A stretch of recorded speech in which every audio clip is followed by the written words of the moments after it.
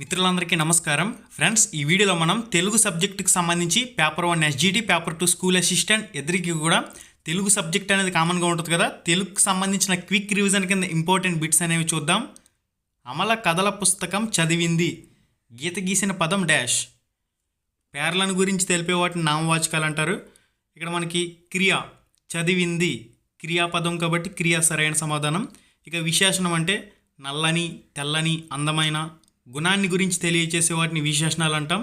Next వచ్చేసరికి ఈ ఊ అరులకు అసవర్ణ అచ్చులు పరంగా ఉంటే యావారాలు ఆదేశంగా వస్తాయి. ఇది ఈ సంధి సూత్రం. ఇక్కడ మనకి సరైన సమాధానం చూసినట్లయితే యనాదేశ సంధి. యనాదేశ సంధి ఆప్షన్ 2 ఈ ప్రశ్నకు సంబంధించిన సరైన సమాధానం అవుతుంది.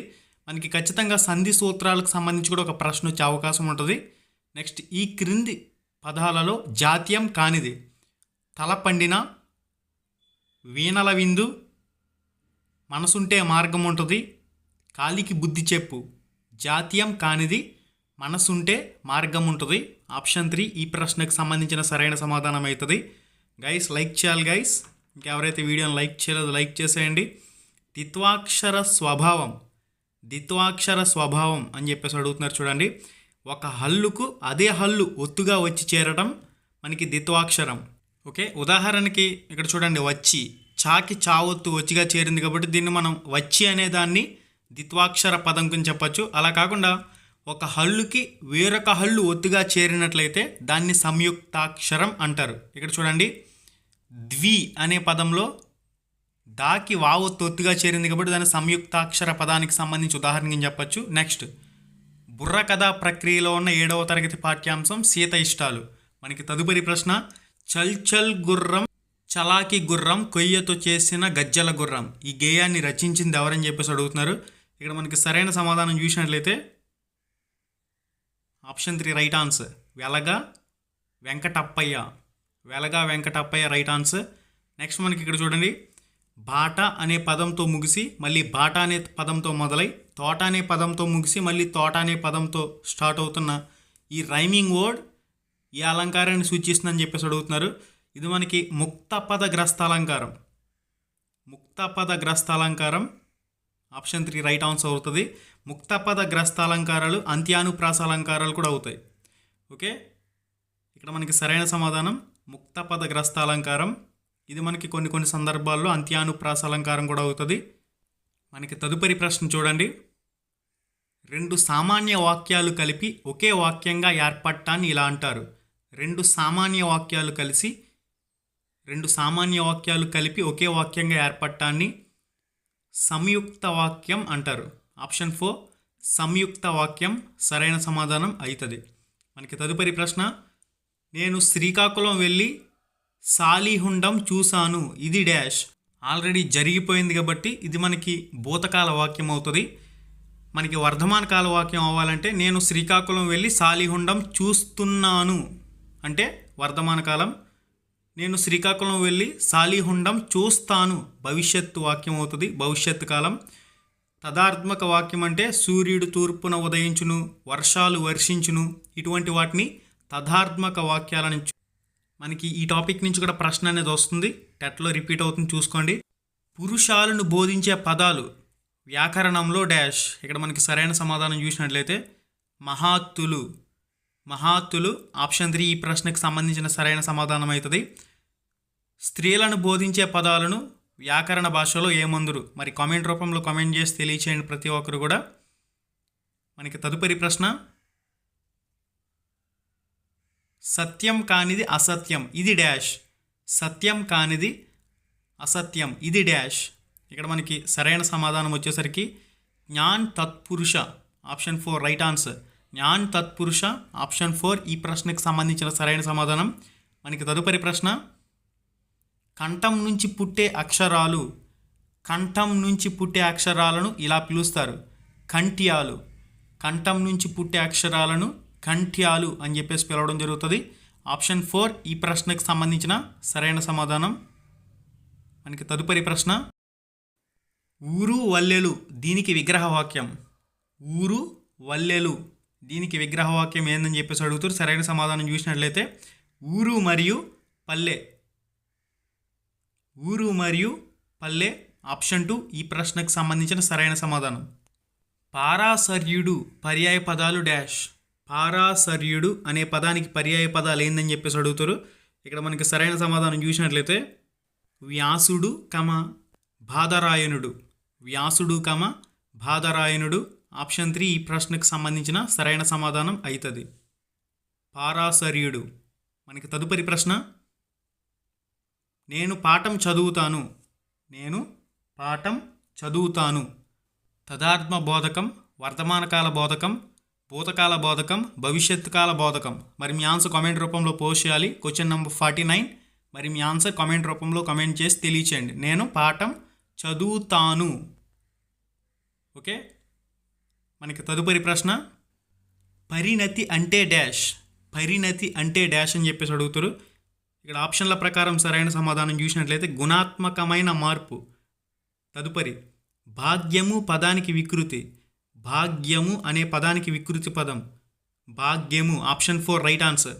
భాగ్యము, భాగ్యము. ఆప్షన్ 4 సరైన సమాధానం అవుతుంది. మనకి తదుపరి ప్రశ్న, ప్రతిజ్ఞ. ప్రతిజ్ఞ వచన కవిత రచయిత ఎవరు? ప్రతిజ్ఞ వచన కవిత రచయిత ఎవరు?